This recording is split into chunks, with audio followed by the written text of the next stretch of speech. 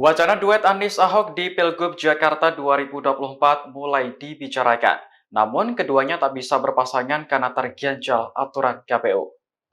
Peraturan KPU nomor 9 tahun 2020 telah mengatur syarat menjadi calon gubernur dan wakil gubernur.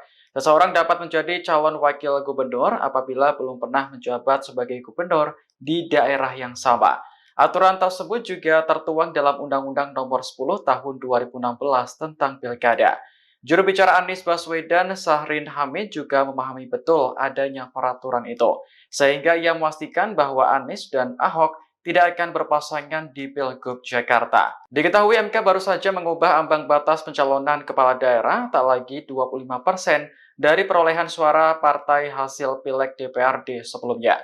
Pencalonan kepala daerah dari partai politik disamakan dengan ambang batas pencalonan kepala daerah jalur independen. Anies yang sebelumnya kehabisan partai politik dengan perolehan suara 20% otomatis punya harapan. Sementara itu, PDIP juga tak bisa mengusung siapapun karena tak punya rekan untuk memenuhi ambang batas 20% yang kini bisa melaju sendirian. Download Tribun X sekarang, menghadirkan lokal menjadi Indonesia.